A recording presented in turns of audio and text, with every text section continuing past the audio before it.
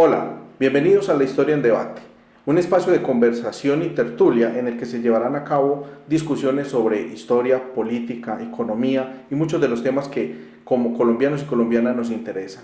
Así que tomen asiento y sean todos y todas bienvenidos. Este próximo domingo 27 de mayo de 2018 se llevará a cabo la quinta elección presidencial en Colombia.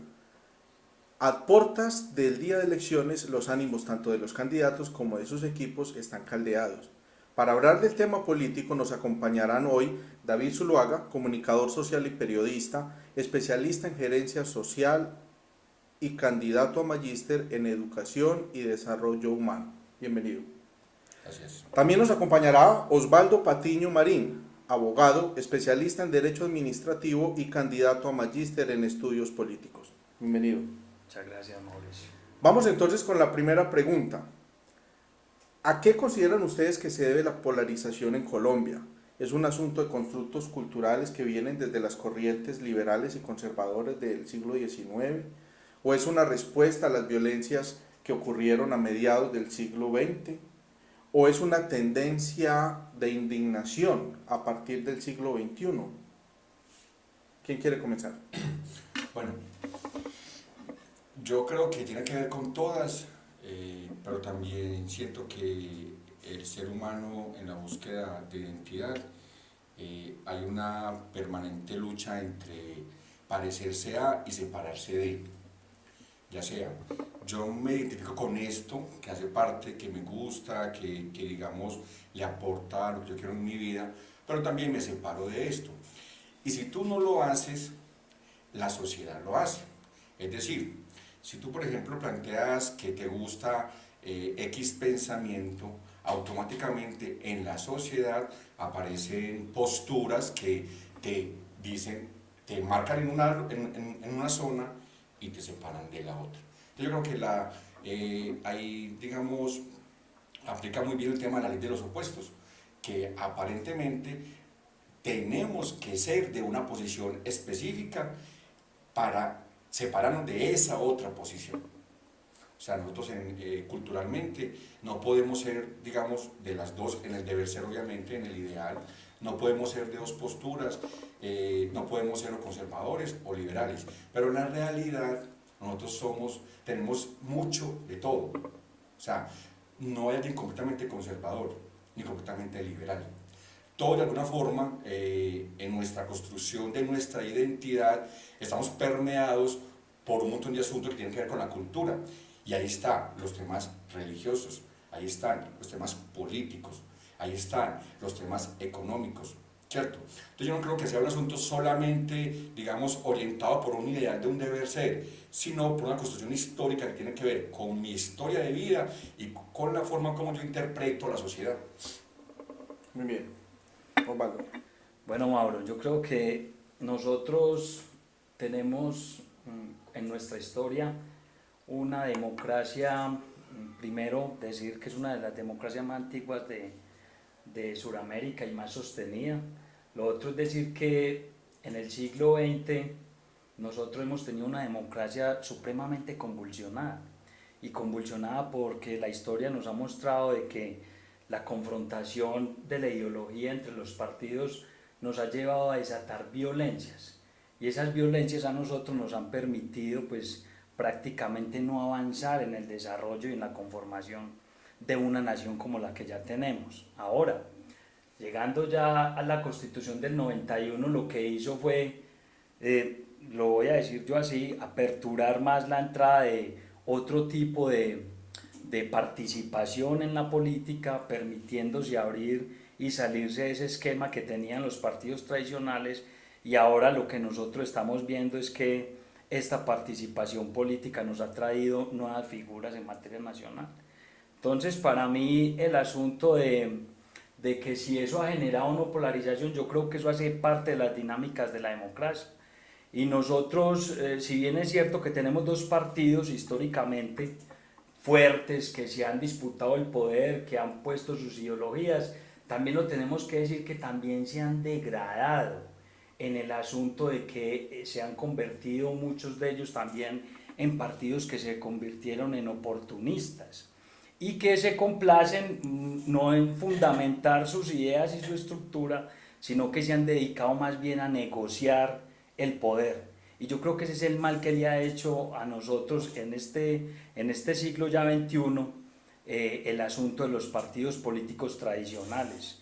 ¿Y eso qué ha generado? Eso ha generado y ha desencadenado también a que nuestro país siga en esa convulsión electoral y política, genere ese tipo de polarizaciones que hasta el día de hoy la estamos viviendo. Yo quiero complementar a algo, y es que es evidente que hay una polarización en Colombia, y es evidente que esa polarización incide en una historia política enmarcada por un conflicto armado de unos que de alguna forma desde las vías democráticas consideraron que no había garantías y buscaron las armas, y luego unos sectores del poder en Colombia se aprovecharon, digamos, de esas diferencias tan marcadas entre unos con otros y lo han venido utilizando para su beneficio. Es decir, la política del dividir y reinarás ha sido una estrategia sistemática empleada por los que han ostentado el poder en Colombia para poder decir quiénes son los buenos y quiénes son los malos. Es decir, te venden un dios y te venden un diablo, y en tal sentido te ponen a jugar en alguno de los dos lados. De esa forma han llevado a que el país hoy, cuando medianamente quiera tener una posición frente a algo, sea rechazado, sea cuestionado, inclusive que si muere una persona de manera violenta, dependiendo de qué pensamiento ideológico es, lo apoyamos o lo rechazamos. Entonces yo creo que esa división, digamos, ideológica, o esa polarización es una estrategia que nos ha hecho mucho daño y que nos ha llevado a que hoy Colombia siga siendo un país en guerra, con violencia, con desigualdad. Yo creo que nosotros tenemos que empezar no a señalar al que es diferente, sino a cómo con el que es diferente generar un vínculo, una conexión por el país. ¿Vas a decir algo? Yo quiero complementar algo frente a lo que dice David. La historia nuestra nos ha llevado a formular siempre el ensayo-error. Y el ensayo-error se ha dado en el asunto del conflicto.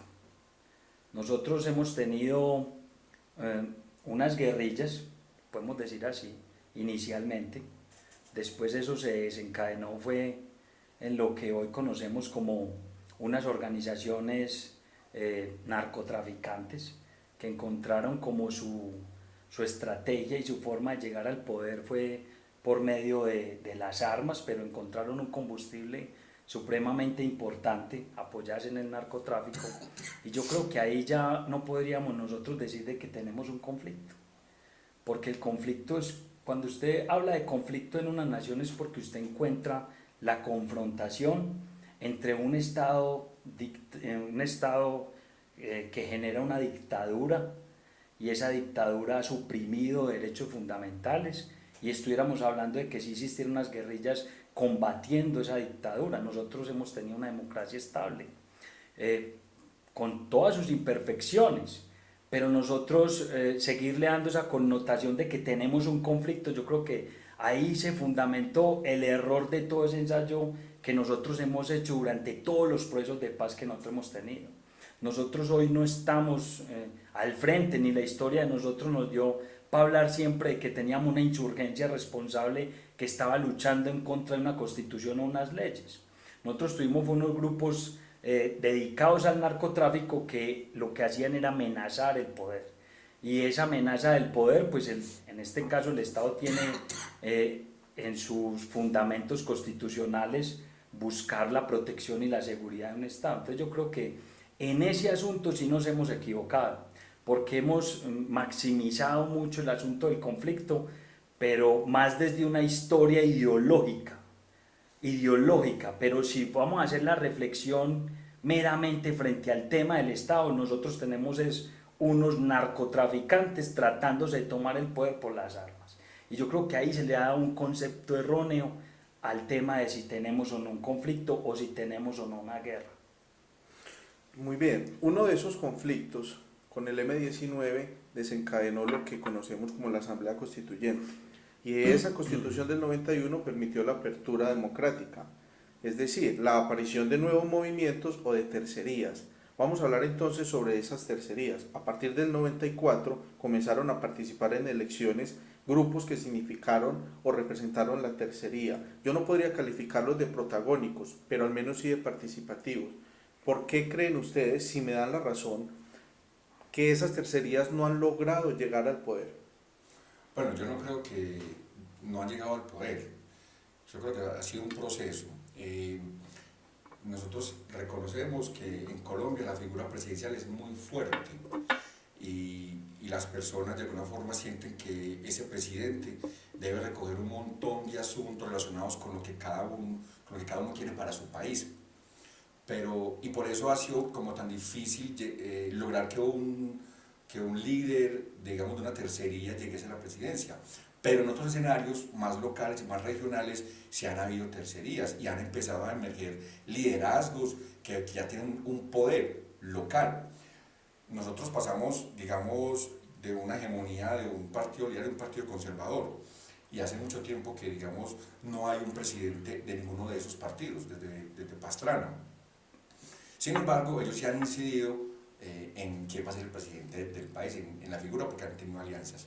Pero en lo local sí han habido evidentes casos donde liderazgos diferentes y alternos a los movimientos tradicionales, digamos liberales y conservadores, que han obtenido el poder. Yo, por ejemplo, hoy en este caso en Colombia, en esta coyuntura actual de la próxima elección del próximo 27 de mayo, yo sí veo que por primera vez en la historia hay una real posibilidad para una tercería, para una figura presidencial que no viene directamente de esos dos movimientos históricos que tanto, digamos, han acaparado la atención electoral en el país. Yo creo que el 27 de mayo se cambia la historia de Colombia en temas del gobierno nacional y va por primera vez a haber una tercería. Gane Duque, gane Petro o gane Fajardo, cualquiera de esas tres figuras representa un cambio fundamental en la historia política de Colombia y va a ser la tercería, cualquiera de esos tres. Pero, digamos, Petro y Duque podrían calificarse como miembros de una de esas dos corrientes, derecha o izquierda. Fajardo tendría la figura de ser centro. Pero nosotros no hemos tenido esa dualidad de derecha e izquierda en Colombia tan fuerte, o sea, tanto liberales como conservadores. Digamos que los liberales ideológicamente representarían la izquierda, pero no es así. En Colombia los liberales, digamos, son muy cercanos en su forma de actuar a los conservadores, ¿cierto? Digamos, a esa derecha que hemos denominado.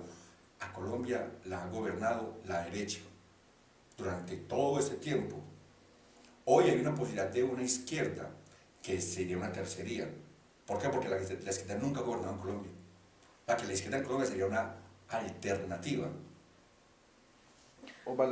Mauro, nosotros tenemos que tener un asunto claro. Colombia fue un estado que se constituyó por medio de los dos partidos políticos. Esos dos partidos políticos durante toda la historia lo que hicieron fue alternarse en el poder y cambiar la constitución a su amaño.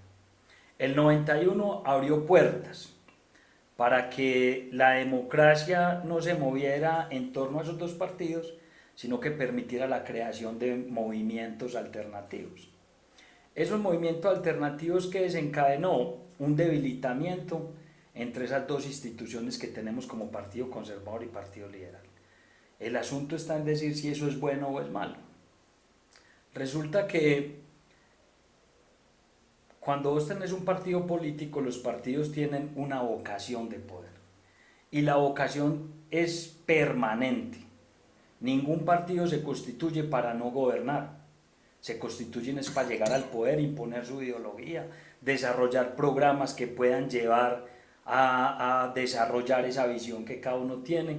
Pero estas alternativas también nos han puesto a nosotros en decir de que estamos buscando personas sin ningún tipo ideológico. Y es imposible usted tener hoy personajes en la política o líderes que quieren participar en la elección y que usted no pueda ni siquiera definir qué es lo que quieren hacer en la presidencia. Y eso también, de alguna u otra manera, podemos decir que eso da un oxígeno a la democracia, pero también perdemos institucionalidad. ¿Por qué? Porque hay muy poca responsabilidad. Nosotros históricamente en el poder podemos decir lo siguiente. Álvaro Uribe, cuando llegó a ser presidente en el año 2002, no llegó por ninguno de esos dos partidos. Yo creo que el último presidente conservador de la institución fue Andrés Pastrana. Álvaro Uribe, el Partido Liberal, no le entrega el aval para que sea su representante, en este caso su candidato y próximo presidente. Uribe entra por medio de un movimiento y ese movimiento de una u otra manera implementó unas tesis. Hoy las tenemos. Ahora, desde el 2002 para acá se han aperturado o nuevos movimientos o nuevos partidos políticos. ¿Que han salido de qué? Lo voy a decir así, de coyunturas. Cuando a usted no le funciona la democracia o cuando no le funciona el poder, entonces la Constitución le abre la puerta para que usted pueda tener o un grupo significativo de ciudadanos donde usted pueda armar colectivos o movimientos políticos. Eso es lo que nos ha traído. Entonces cada elección ha traído como esa coyuntura de decir, bueno, ¿cómo nos juntamos y cómo conformamos ese tipo de equipos y fortalecer esos escenarios para llegar al poder? Si hoy vamos a ver nuestra realidad, desde el 98 hasta acá el Partido Conservador no presenta ni un solo candidato a la presidencia. ¿Y eso qué significa? Que hace rato perdieron la vocación de poder. El Partido Liberal los ha presentado, pero el Partido Liberal pues estuvo hasta a punto con el doctor Rafael Pardo de perder la personería jurídica. Y hoy teniendo un muy buen candidato, un señor candidato, hoy no lo está apoyando su partido. Entonces, ¿qué estamos viendo? Que la democracia o en este asunto electoral se ha permitido es más la negociación y se perdió totalmente la ideología y la vocación de poder.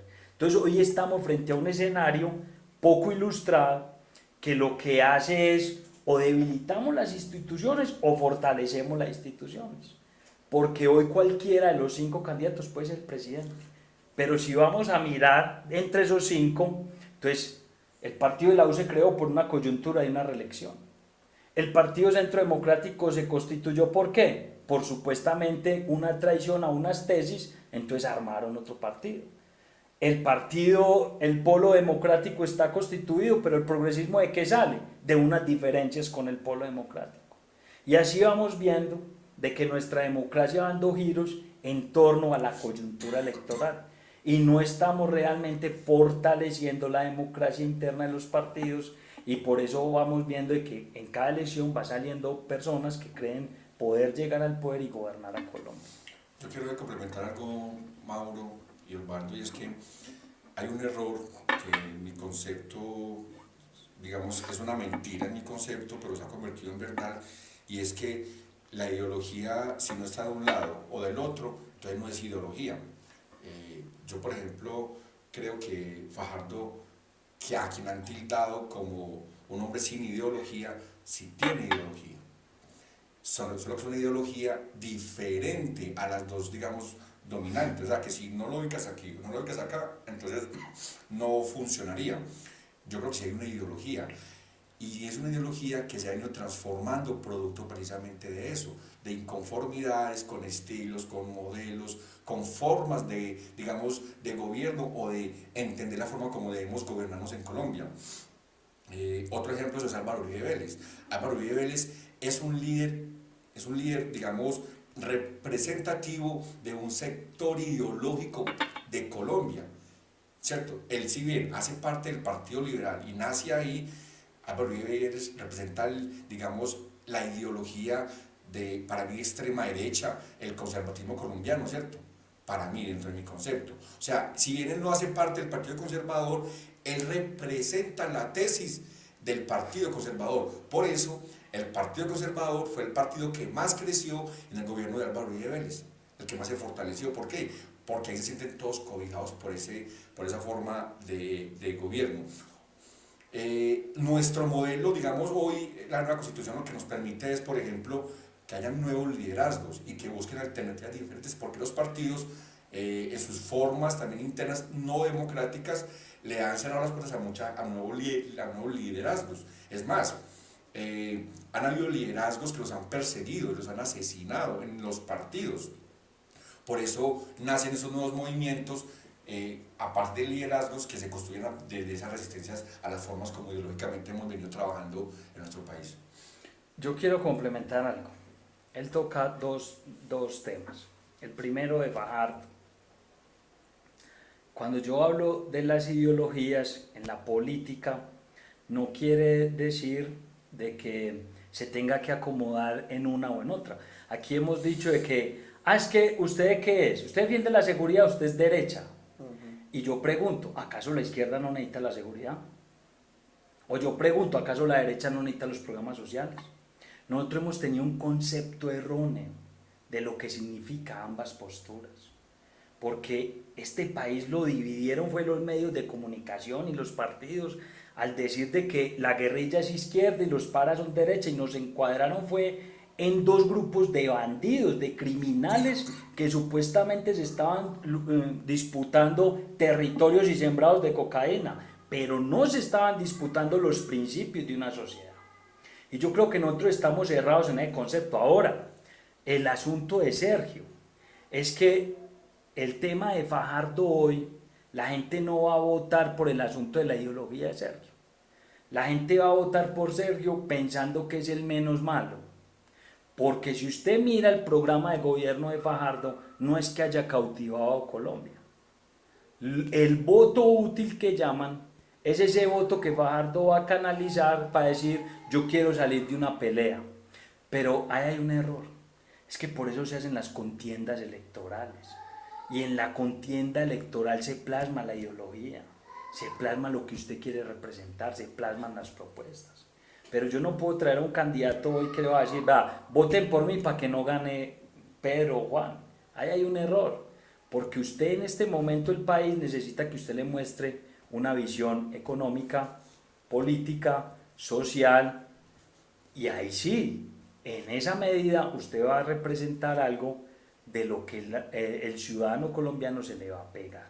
Entonces, sí me parece que ahí nosotros tenemos un error profundo como sociedad, que no hemos sabido interpretar ambos modelos. Yo creo que ahí sí hay un error. Continuamos entonces con la siguiente pregunta. Dos temas en una pregunta.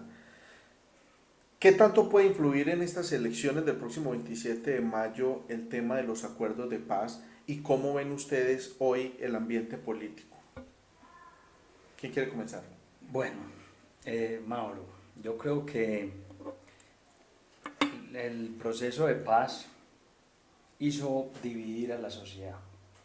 Yo creo que el gobierno cometió un gran error al querer graduar a unos como enemigos de la paz y los otros como los buenos y los pro paz. Yo creo que desde ahí la sociedad quedó polarizada. Lo otro es que el tema del plebiscito. El plebiscito hizo que la ciudadanía se moviera por un fin. Y yo creo que el gobierno burló ese fin. Y yo creo que cuando en una democracia el constituyente primario habla, no se le respeta, se burla, eso hizo que se profundizara aún más ese gesto noble de la paz. Hay otra cosa que lo han puesto en una categoría, yo creo que mal dicha, y es que quienes nos opusimos al acuerdo de paz, no nos opusimos pensando en que la paz era mala, no. Yo creo que un establecimiento como Colombia, con una democracia de tantos años, lo que buscaba era cerrar un conflicto, pero ese conflicto era necesario cerrarlo con una justicia fortalecida. Yo no puedo llegar a un proceso de paz única y exclusivamente a exigirle a las FARC, y eso se tiene que avalar, que se desmovilicen y ya, pero no aplicar la justicia. Yo creo que aquí hay víctimas, personas que querían ver reparado un daño, y cuando hablo de reparación no significa a la parte económica, significa contar la verdad, y ante el derecho internacional también se habla que parte de la reparación es cumplir penas. No estábamos pensando en cumplir penas inquisidoras, por decirlo así, de muchos años, no, pero la ciudadanía sí pretendía ver a los responsables de lesa humanidad pagando algún tipo de sanción penal, y yo creo que eso fue una burla, y fue una burla porque a la ciudadanía le dijeron de que ellos iban a reparar, iban a contar la verdad, iban a pagar sus penas y después iban a participar en la democracia. Y yo creo que esa burla hizo que ese gran noble gesto que es la paz hoy se sintiera en entredicho, y perdió como esa vocación importante que tenía Colombia de cerrar un conflicto. Lo otro es que en ese mismo tema de la paz, burlar la ciudadanía, se va a decidir el día de mañana. Yo creo que ahí quedó algo abierto. Y cuando digo que el día de mañana se va a cerrar esto, no quiero decir que es entre el uribismo y los que querían la paz, no. Muchos ciudadanos no son uribistas, pero votaron no al acuerdo. Y a todo mundo lo quieren encasillar como enemigo de la paz o como uribista. No necesariamente tiene que ser uribista. Necesariamente tiene que ver con un asunto de respetar la democracia. ¿Y la democracia se respeta cuándo? Cuando se respeta la justicia, porque en ella se sostiene la democracia. Si la justicia es burlada, nosotros vamos a sentir que estamos dando un mal ejemplo a las futuras generaciones. Estamos promoviendo a que más personas puedan burlar este Estado y quieran negociar más adelante. Y ahí seguimos inclusive con este tema, porque ahí está el proceso con el ELN. ¿Cómo creció el ELN? Creció en medio de esta negociación. ¿Cómo creció el narcotráfico? Creció en medio de esta negociación. ¿Y qué está pasando hoy? Que una de esas personas que hoy fueron líderes de las FARC está en entredicho con un asunto de narcotráfico, y hoy la ciudad que votó o la ciudadanía que votó por el sí se siente burlada, y a la vez el gobierno sale a hacer una defensa de una justicia que está por fuera del Estado de Derecho nuestro. Entonces, ese choque de trenes, por decirlo así, frente al tema del Estado de Derecho, ha quedado en nosotros en entredicho, porque hoy la Corte Constitucional dice una cosa, la JEP está diciendo otra, el gobierno está diciendo otra, y la ciudadanía ya habló en el plebiscito. Entonces yo creo que el día de mañana, gran parte de esa gran oposición que se hizo frente al acuerdo, no en contra de la paz, sino frente a lo que está negociando, se va a decidir el día de mañana en las urnas. Bueno, yo creo que el ambiente en Colombia está muy tenso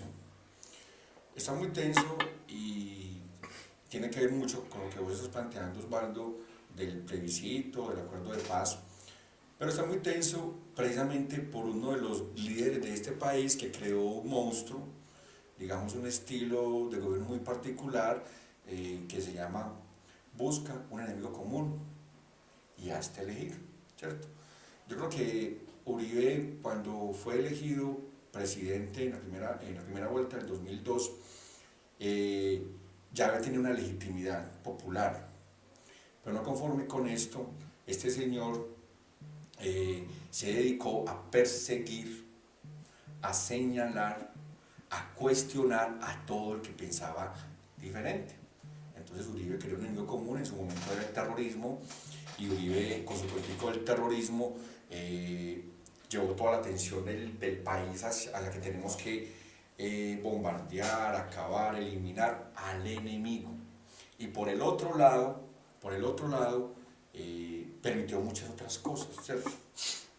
Yo creo que hoy Uribe se le está devolviendo el invento que fue crear en Colombia un enemigo que era las FARC, como el único problema de Colombia.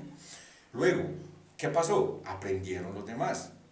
Luego Santos convierte a Uribe en el enemigo de Colombia y nos divide. Entonces, todo lo que plantea Uribe es malo para la mitad del país y bueno para la otra mitad. Y todo lo que diga Santos es bueno para la mitad del país y malo para la otra mitad.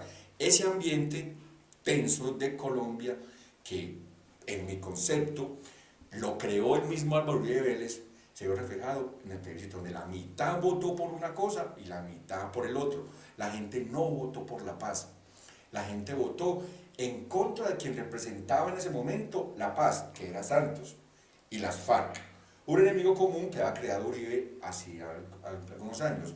Y la otra gente votó en contra de Uribe y lo que él representaba. Es decir, hoy todavía el tema de la paz requiere una gran discusión y va a tener mucha incidencia en las próximas elecciones, porque hoy hay unas comunidades en las cuales las FARC tenían una incidencia muy fuerte y ya no tienen esa presión de las FARC. En tal sentido, esa gente está empezando a vivir lo que es un país con las FARC, que promovía el miedo, el terror, la sangre, la muerte, y un país sin las FARC, que es un país, pienso yo, con más oportunidades, con más espacio, donde la gente va a tener la posibilidad de construir, digamos, un mejor presente y un mejor futuro, alejado de esa guerra que nos impusieron durante tantos años.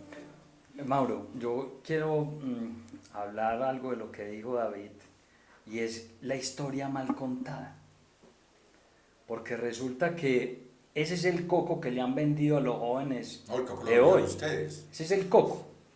Y lo quiero decir así porque... Es más, espérate un momento, otro coco, el castrochavismo, otro coco que nos vendió el mismo Uribe. Es que ese es el problema que tenemos con Uribe, que cada vez que tiene una elección nos monta un coco, un fantasma, y hace que la gente se divida. O sea, Uribe es un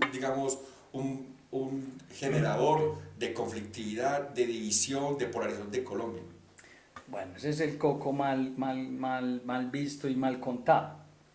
Resulta que estos jóvenes de hoy, ojalá todos tomaran la lectura de la historia de nuestro país y pudiesen remitirse a ese año 2002.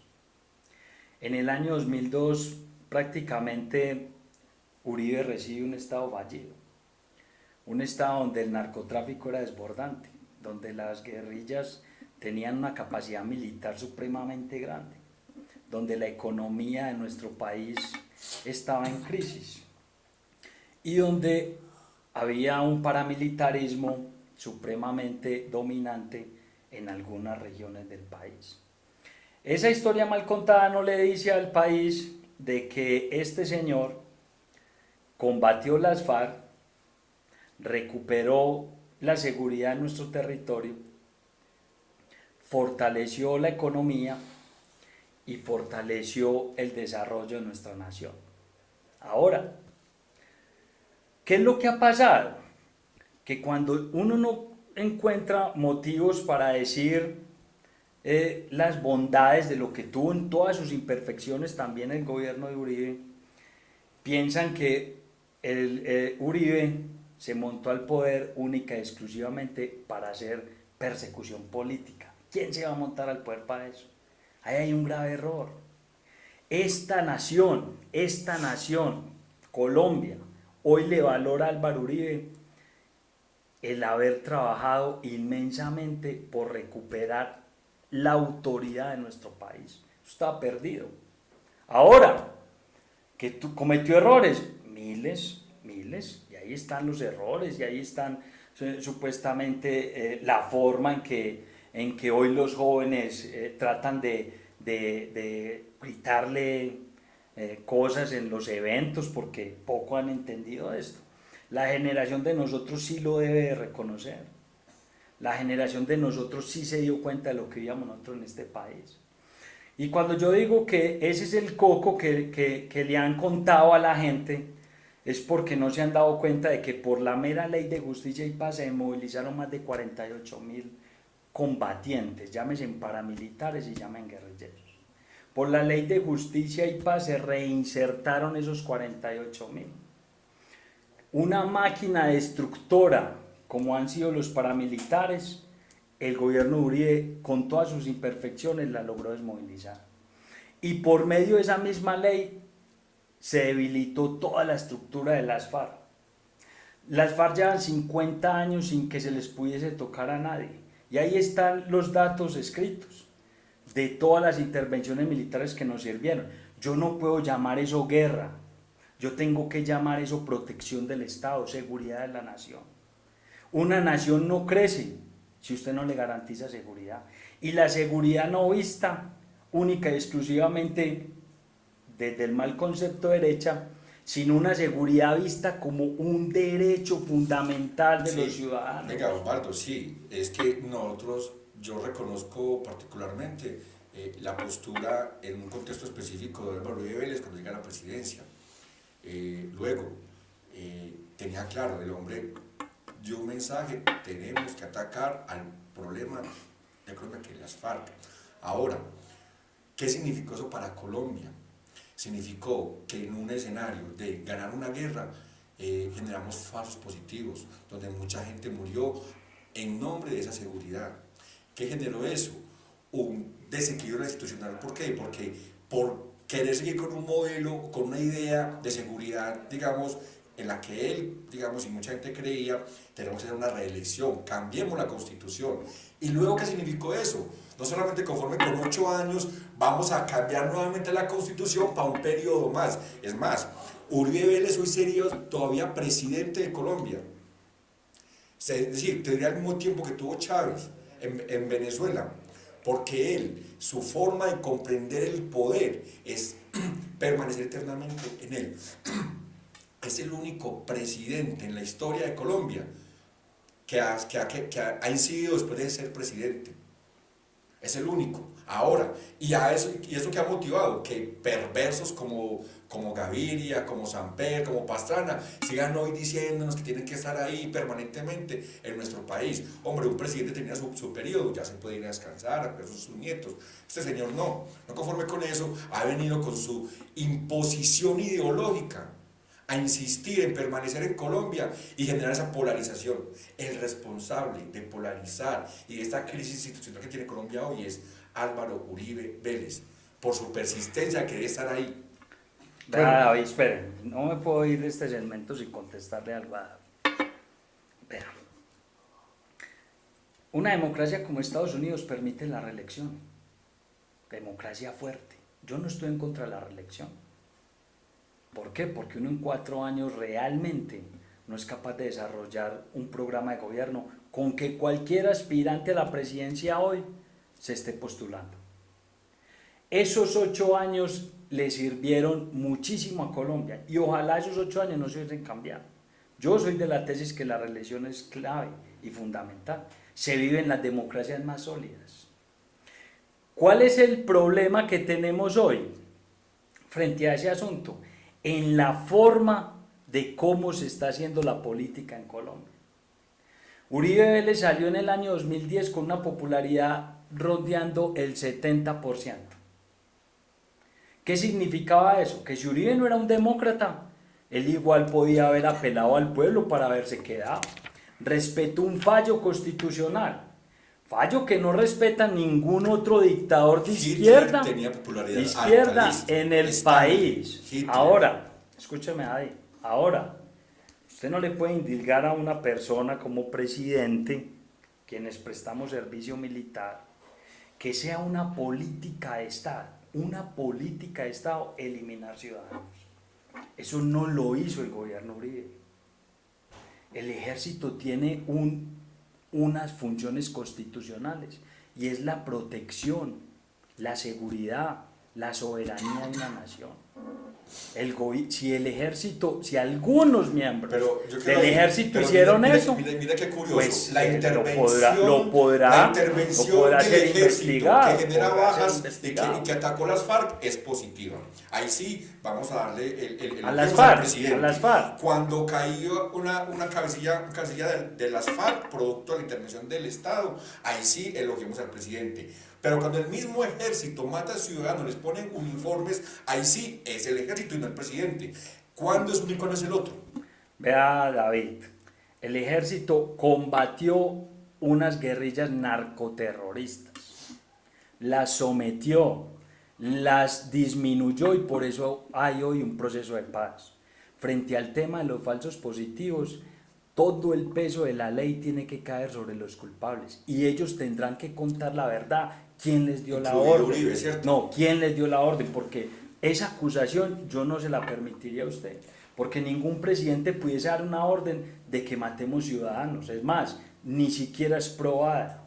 ¿Qué sí se tiene que hacer? Investigar a esos culpables que hicieron esos actos tan cuestionables para una nación, y esas personas tendrán que contar la verdad, y aparte de eso tendrán que pagar cárcel. Y no estoy de acuerdo, y se lo voy a dejar acá, con que la justicia transicional les dé las garantías para que estén afuera solo contando eso, no. Yo creo en la justicia, y si esas personas cometieron el delito tienen que estar tras las rejas, pagando la pena por el crimen.